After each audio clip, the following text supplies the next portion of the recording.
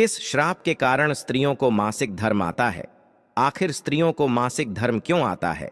मित्रों, प्रत्येक स्त्री को हर महीने मासिक धर्म तो आता ही है, पर आज के इस वीडियो में मैं आपको ये भी बताऊंगा कि स्त्रियों को किस श्राप की वजह से मासिक धर्म की पीड़ा होती है, और तो और मासिक धर्म के दौरान स्त्रियों को कौन से कार्य नहीं करने चाहिए। और दोस्तों, जब स्त्रियों को मासिक पीड़ा होती है तो कुछ लोग स्त्रियों को क्यों अछूत समझने लगते हैं। मित्रों, मैं आपको ये सब एक कथा के माध्यम से बताऊंगा कि आखिर स्त्रियों को मासिक पीड़ा क्यों होती है। तो मित्रों, चलिए जानते हैं आखिर किस श्राप के कारण स्त्रियों को मासिक धर्म आता है। नमस्कार दोस्तों, स्वागत है आप सभी का आपके अपने YouTube चैनल में।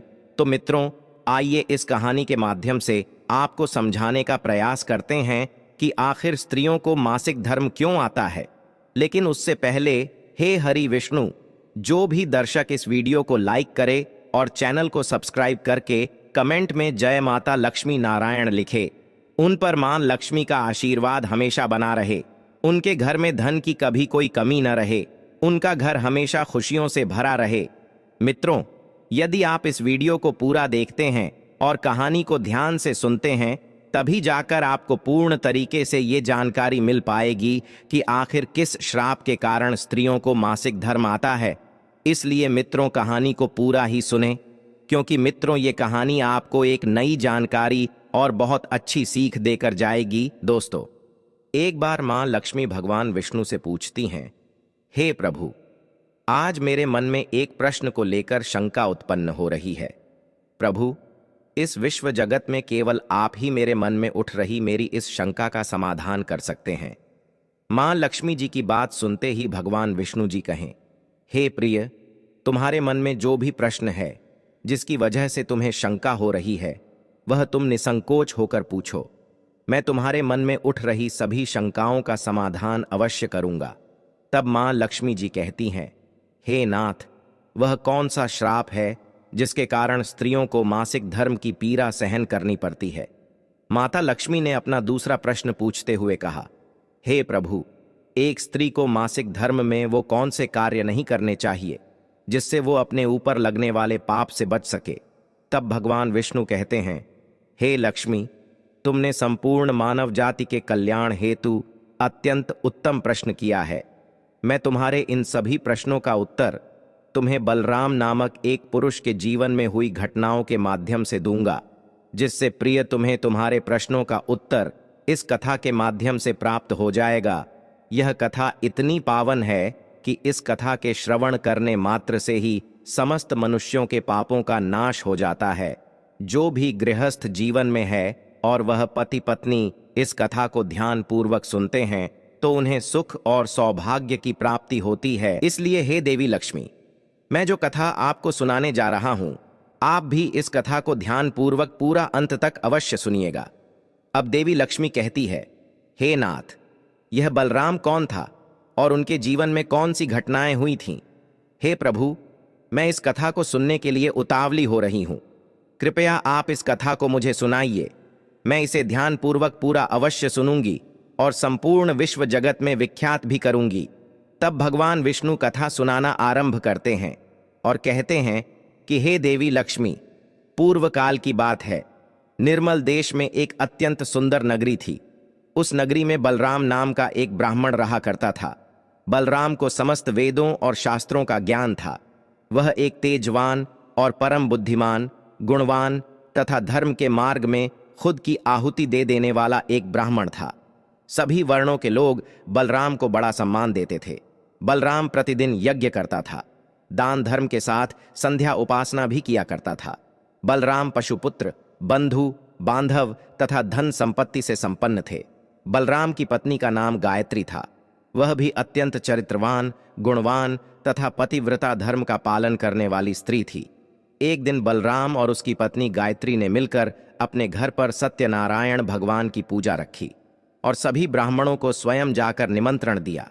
साथ ही नगर में निवास करने वाले समस्त मनुष्यों को उसने पूजा के लिए बुलाया। बलराम की पत्नी गायत्री ने अपने घर पर अनेक प्रकार का भोजन भी बनाया था और सभी को भोजन के लिए बुलाया। उसके बाद पूजा के दिन समस्त ब्राह्मण उसके घर पर पधारे। बलराम ने सभी ब्राह्मणों का विधिपूर्वक पूजन किया और उन सभी का बड़े ही प्रेम के साथ आदर सत्कार किया। फिर बलराम ने सभी ब्राह्मणों को घर के अंदर बुलाया और उन्हें आसन देकर प्रेम के साथ बैठाकर भोजन कराया। ब्राह्मणों को भोजन करा के उनकी भूख की तृप्ति समाप्त करने के बाद बलराम ने भगवान का स्मरण करते हुए जिन जिन को बलराम ने बुलाया था उन सभी को वस्त्र आदि का दान करके विदा किया। वे सभी ब्राह्मण बलराम को आशीर्वाद देकर वहां से प्रस्थान कर गए। उसके बाद बलराम ने अपने परिवार के सभी मित्र, भाई बंधु तथा अनेक भूखे लोगों को भोजन करवाया। इस प्रकार से बलराम ने सभी को भोजन कराकर और पूजा संपन्न करके सभी को विदा करके जब बलराम अपने घर के द्वार के सामने गया तो उसने देखा कि उसके घर के सामने एक कुत्ता और सुअरनी आपस में कुछ बात कर रहे थे। जब ब्राह्मण बलराम ने उस कुत्ता और सुअरनी की पूरी बात सुनी तो बलराम को बड़ा आश्चर्य हुआ। वह कुत्ता और सुअरनी उसके माता पिता ही थे जो पिछले जन्म के पाप कर्मों के कारण इस जन्म में कुत्ता और सुअरनी बन गए हैं। तब वह ब्राह्मण बलराम मन ही मन सोचने लगा, ये दोनों तो साक्षात मेरे माता पिता हैं जो मेरे घर पर पशु बनकर आए हैं। भगवान ने किस कारण से इन दोनों को पशु बना दिया है? किस पाप के कारण मेरे माता पिता को ये पशु का शरीर प्राप्त हुआ है? बलराम ने सोचा कि अब मैं इनके उद्धार के लिए क्या करूं। इस प्रकार विचार करते हुए बलराम को रात भर नींद नहीं आई और वह रात भर भगवान का स्मरण करते हुए वो सोच विचार करने लगा। उसने सोचा कि मैं अपने माता पिता की मुक्ति के लिए क्या करूं। तब उसे याद आया कि मेरे माता पिता की आत्मा की मुक्ति का उपाय केवल मुनि वशिष्ठ जी ही बता सकते हैं। सुबह होते ही बलराम ने स्नान आदि कार्य संपन्न करके मुनि वशिष्ठ जी से मिलने के लिए उनके आश्रम पर जा पहुंचा। आश्रम के अंदर प्रवेश करते ही मुनि वशिष्ठ जी ने बलराम का स्वागत किया और वशिष्ठ जी बलराम से कहने लगे, हे ब्राह्मण श्रेष्ठ, आप आज किस कारण से हमारे आश्रम में पधारे हैं? आप बड़े ही दुखी दिख रहे हैं। आपके दुख का कारण क्या है? बलराम कहता है, हे मुनिवर, आपको मेरा प्रेम भरा प्रणाम। हे मुनिवर, आज आपके दर्शन मात्र से मेरा जन्म सफल हो गया। परंतु हे मुनिवर, यहाँ आज मैं आपके पास अपनी एक शंका को लेकर आया हूँ। कृपया आप ही अब मुझे इस दुख से बाहर निकाले। हे प्रभु, मुझे इस शंका से आज़ाद कीजिए। मैं अत्यंत दुखी और दुर्बल हो गया हूँ। वशिष्ठ जी ने आगे कहा कि हे ब्राह्मण देव, आप दुखी मत होइए। आपकी जो भी शंका है वह निसंकोच होकर मुझसे पूछो। मैं अवश्य तुम्हारी शंका का समाधान करूंगा। फिर बलराम कहता है, हे मुनिवर, कल मैंने अपने घर पर भगवान सत्यनारायण का पूजन करवाया था तथा अनेक ब्राह्मणों को और भूखे लोगों को भोजन कराया। मैंने सब कुछ विधिपूर्वक पूजन किया। फिर जब मैं अपने घर के बाहर अपने मेहमानों को अपने द्वार तक छोड़ने आया तो मैंने देखा कि मेरे द्वार पर एक कुत्ता और एक सुअरनी दोनों मेरे घर के सामने खड़े होकर बात कर रहे थे। सबसे पहले तो वो कुत्ता उस सुअरनी से इस प्रकार से कहने लगा कि देखो, आज कैसी घटना घटी। हमारे पुत्र के घर में ब्राह्मणों के भोजन के लिए जो दूध रखा था, एक सांप ने उस दूध के बर्तन में अपना विश्व उगल दिया था, जिसे देखकर मुझे बड़ी चिंता होने लगी, क्योंकि उसी दूध से भोजन बनने वाला था। अगर मेरे पुत्र के घर पर उस विषैले दूध से कुछ बनाया जाता और सभी लोग उस दूध को खा लेते तो उन सब की मृत्यु हो जाती। इसीलिए मैंने उस बर्तन में से सारा दूध पी लिया। लेकिन जब मेरी बहू की दृष्टि मुझ पर पड़ी तब उसने मुझे डंडों से खूब पीटा, जिससे मेरे शरीर का अंग भंग हो गया। अब मुझे बहुत पीड़ा हो रही है और इसी वजह से मैं लड़खड़ाते हुए चल रहा हूं। मुझसे यह पीड़ा सहन नहीं हो रही है। कुत्ते की बात को सुनकर वह सुअरनी बहुत दुखी हो गई और वह अपना वृतांत सुनाने लगी और बोली कि हे प्रीतम, अब मैं तुम्हें मेरे दुख का कारण सुनाती हूं। पूर्व जन्म में मैं इस ब्राह्मण की माता थी, परंतु आज इस ब्राह्मण ने सभी लोगों को भोजन कराया, किंतु इसने मेरे सामने घास तक नहीं डाली और न ही मुझे जल पिलाया। बलराम बोला कि हे मुनिवर, इसी कारण से मैं बहुत दुखी हूं। फिर बलराम कहने लगा, इस प्रकार से अपने माता पिता को एक कुत्ता और सुअरनी के रूप में ऐसा बोलते हुए देखकर मुझे बड़ा दुख हो रहा है। हे मुनिवर, मुझे रात भर नींद नहीं आई। हर क्षण मुझे बस यही चिंता सताए जा रही है कि मैंने कभी कोई पाप नहीं किया। हमेशा धर्म के कार्य किए हैं, परंतु फिर भी मेरे माता पिता को ऐसे कष्ट झेलने पड़ रहे हैं। हे मुनिवर, यही मेरी शंका है। इसी कारण आज मैं आपके पास आया हूं। कृपया आप अपनी दिव्य शक्ति से पता करके मुझे बताइए कि किस कारण से मेरे माता पिता की ऐसी दुर्दशा हुई है और उनकी मुक्ति के लिए मुझे कौन सा कर्म करना होगा। तब मुनि वशिष्ठ जी ने ध्यान लगाते हुए वह सब कुछ देख लिया और उस ब्राह्मण के माता पिता के पूर्व जन्म के कर्मों के बारे में बलराम से कहने लगते हैं। हे ब्राह्मण, तुम्हारे माता पिता ने पिछले जन्म में घोर पाप किया है। उसी पाप कर्मों के कारण आज उनकी ऐसी दुर्दशा हुई है। बलराम कहने लगता है कि हे गुरुदेव, कौन से पाप के कारण मेरे माता पिता की ऐसी दुर्दशा हुई है? कृपया मुझे उसके बारे में विस्तार से बताने की कृपा करें, मैं जानना चाहता हूं। फिर मुनि वशिष्ठ जी कहते हैं कि हे ब्राह्मण, तुम ध्यान से सुनो। ये कुत्ता जो तुम्हारे पिता हैं, ये पिछले जन्म में बसंत नगर के श्रेष्ठ ब्राह्मण हुआ करते थे। इन्होंने एक दिन एकादशी का व्रत रखा, परंतु ये उसका पालन न कर सके और भोजन कर लिया था।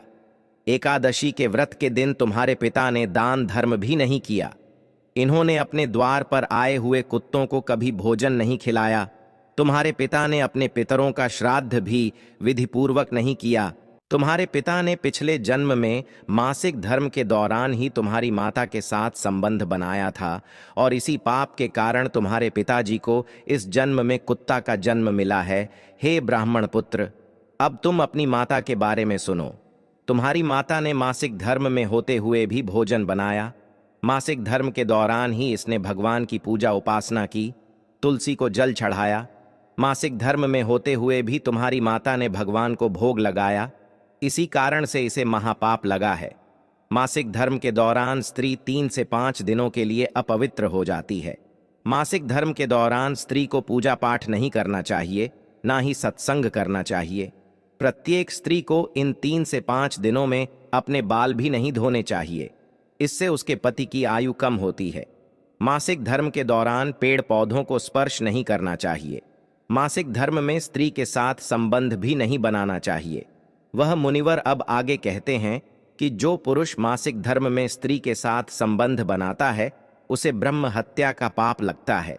जो पुरुष उस वक्त के समय में स्त्री के वस्त्रों को स्पर्श करता है, उसे भी पाप लगता है। मासिक धर्म स्त्री के शरीर में 3 से 5 दिनों तक ब्रह्म हत्या का पाप निवास करता है और 6वें दिन ही वह स्नान करके पवित्र हो जाती है। 6वें दिन स्नान करने के पश्चात स्त्री को अपने पति का मुख देखना चाहिए, अन्य किसी पुरुष का मुख नहीं देखना चाहिए। यदि पति समीप न हो तो सूर्यदेव के दर्शन करने चाहिए। गुरु वशिष्ठ बलराम से कहते हैं, हे ब्राह्मण श्रेष्ठ, इसी पाप के कारण तुम्हारे पिता को कुत्ता और तुम्हारी माता को स्वर्णी का जन्म प्राप्त हुआ है। बलराम कहता है, हे मुनिवर, अब आप मुझे मेरे माता पिता की मुक्ति के लिए उपाय बताने की कृपा करें। तब वशिष्ठ जी अपनी दिव्य दृष्टि से इसका मार्ग भी देख लेते हैं और कहते हैं कि हे ब्राह्मण, तुम किसी भी अमावस्या के दिन अपने माता पिता की मुक्ति के लिए श्राद्ध तथा तर्पण करो और दान धर्म करो, गाय की सेवा करो, गौ माता को भोग खिलाओ और अपने माता पिता की मुक्ति के लिए भगवान से प्रार्थना करो। बलराम जैसा वशिष्ठ जी कहते हैं वैसा ही करता है और फिर उसके माता पिता को समस्त पापों से मुक्ति मिलती है। अब भगवान विष्णु देवी लक्ष्मी से कहते हैं, हे देवी, अब मैंने तुम्हें रजस्वला स्त्री को कौन से कार्य नहीं करने चाहिए, इस विषय में तो बता दिया। हे देवी, अब मैं तुम्हें यह बताता हूं कि किस श्राप के कारण प्रत्येक स्त्री जाति को मासिक धर्म की कठोर पीड़ा को सहन करना पड़ता है।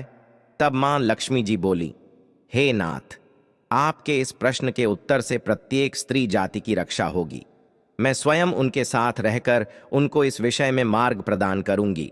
तब भगवान विष्णु कहते हैं, हे देवी, ठीक है, मैं तुम्हें इस प्रश्न का उत्तर भी दे देता हूं। प्राचीन में कालकेय नाम का एक प्रसिद्ध दानव हुआ करता था। दानव होने के कारण उनका स्वभाव दानवीय प्रवृत्ति का था और वो हमेशा ही युद्ध करने के लिए तत्पर रहते थे। फिर अचानक से एक दिन सभी दानव वृत्रासुर दानव के साथ मिलकर स्वर्गलोक पर आक्रमण करने लगते हैं। उन असुरों के पास भयंकर शक्तिशाली अस्त्र खंजर थे, जिसका सभी देवता सामना नहीं कर सके और स्वर्गलोक से भागकर ब्रह्मदेव के पास आ गए और फिर उन्होंने ब्रह्मा जी को सब कुछ कह सुनाया।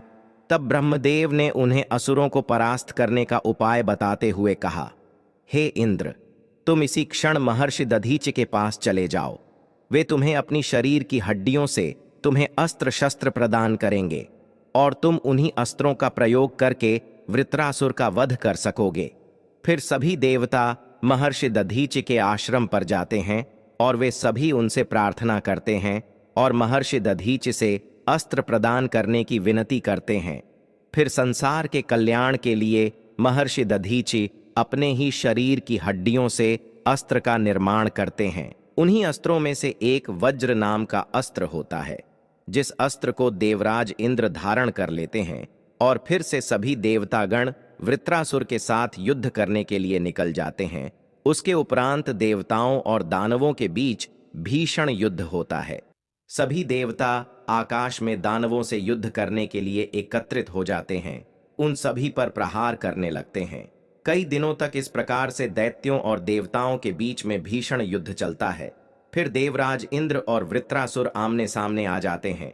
दोनों के बीच युद्ध होता है और देवराज इंद्र अपने वज्र का प्रहार करके वृत्रासुर को मार डालते हैं। उसके शरीर में एक ब्रह्म हत्या वास करती थी। वह उस दानव वृत्रासुर की मृत्यु होते ही उसके शरीर से ब्रह्म हत्या बाहर निकलती है और इंद्र का पीछा करने लगती है। फिर वह ब्रह्म हत्या देवराज इंद्र के शरीर में प्रवेश कर लेती है, जिससे इंद्र को ब्रह्म हत्या का पाप लगता है। देवराज इंद्र ब्रह्मदेव के पास जाते हैं और उनसे ब्रह्म हत्या से छुटकारा पाने का उपाय पूछते हैं। ब्रह्मदेव उस ब्रह्म हत्या को इंद्र के शरीर से निकलने की आज्ञा देते हैं और वह ब्रह्म हत्या इंद्र के शरीर से बाहर निकलकर ब्रह्मदेव से कहने लगती है, हे परमपिता ब्रह्मदेव, अभी तक मैं वृत्रासुर के शरीर में निवास कर रही थी, क्योंकि उसने अनेक ब्राह्मणों की हत्याएं की थीं। जब इंद्र ने वृत्रासुर की हत्या की तो मैं इंद्र के शरीर में वास करने लगी। अब आप ही मुझे कोई उचित स्थान दीजिए जहां पर मैं रह सकूं। फिर ब्रह्मदेव कहते हैं, ब्रह्म हत्या मैं तुम्हें उचित स्थान देता हूं। ब्रह्मदेव ने ब्रह्म हत्या के 4 भाग कर दिए और कहा, ब्रह्म हत्या, तुम्हारा 1/4 भाग अग्नि के भीतर रहेगा, क्योंकि जो भी मनुष्य अग्नि को आहुति नहीं देगा तुम उसके शरीर में प्रवेश कर लेना। ब्रह्मदेव ने फिर कहा कि तुम्हारा दूसरा 1/4 भाग जल के भीतर रहेगा। जो भी जल में थूकेगा अथवा जल में मल मूत्र का त्याग करेगा तुम उसके शरीर में प्रवेश करोगे। फिर तीसरा 1/4 भाग पेड़ पौधों और वृक्षों के भीतर रहेगा। जो भी मनुष्य अकारण ही वृक्षों को काटेगा उसे भी ब्रह्म हत्या का पाप लगेगा। उसके बाद ब्रह्मदेव ने अप्सराओं को बुलाया और कहा, हे अप्सराओं, इस ब्रह्म हत्या का 1/4 भाग तुम ग्रहण करो। फिर अप्सराएं कहने लगीं, हे प्रभु, अगर आपकी यही आज्ञा है तो हम इसे आपकी आज्ञा से ग्रहण करने के लिए तैयार है, किंतु हमें भी इससे मुक्ति का कोई उपाय बताइए। फिर ब्रह्मदेव कहने लगे कि हे अप्सराओं, जो भी पुरुष मासिक धर्म में स्त्री के साथ संबंध बनाएगा उसके अंदर यह ब्रह्म हत्या प्रवेश कर जाएगी। इस प्रकार से ब्रह्म हत्या के 4 भाग हुए, एक अग्नि में, दूसरा जल में, तीसरा वृक्षों में और चौथा स्त्रियों के अंदर प्रवेश कर गया। उसी ब्रह्म हत्या के भाग के कारण स्त्रियों को मासिक धर्म आता है। जो भी पुरुष मासिक धर्म के दौरान स्त्रियों को स्पर्श करता है अथवा उनके साथ संबंध बनाता है उसे ब्रह्म हत्या का पाप लगता है। अब आगे भगवान विष्णु कहते हैं, हे देवी, इस प्रकार से मैंने आपको स्त्री के रजस्वला होने के पीछे की कथा और रजस्वला स्त्री को कौन से कार्य नहीं करने चाहिए इसके विषय में बता दिए हैं। अब माता लक्ष्मी कहती हैं, हे प्रभु, आज आपने मुझे बहुत ही महत्वपूर्ण ज्ञान दिए हैं। मैं भी आपको वचन देती हूँ, जो भी स्त्री मासिक धर्म के दौरान पूजा पाठ करेगी, पति के साथ संबंध रखेगी, उसके घर में मैं प्रवेश नहीं करूंगी। तो मित्रों, यही कारण है कि मासिक धर्म के दौरान किसी भी स्त्री को छूना पाप माना गया है। मासिक धर्म के दौरान स्त्रियों को यह कार्य नहीं करने चाहिए। मित्रों, मैं उम्मीद करता हूं ये जानकारी आपको जरूर पसंद आई होगी। दोस्तों, यदि आपको यह वीडियो पसंद आई हो तो प्लीज़ आप इस चैनल को सब्सक्राइब अवश्य करें, वीडियो को लाइक करें और दोस्तों सच्ची श्रद्धा से कमेंट में ज़रूर लिखें, जय श्री हरि विष्णु, जय श्री राम, जय हनुमान, साथ ही देवों के देव हर हर महादेव सदैव आप पर अपनी कृपा बनाए रखे। प्रिय मित्रों, अगर आप सभी ने वीडियो को यहाँ तक देखा है तो वीडियो को यहाँ तक देखने के लिए आपका दिल से धन्यवाद। जय श्री राम।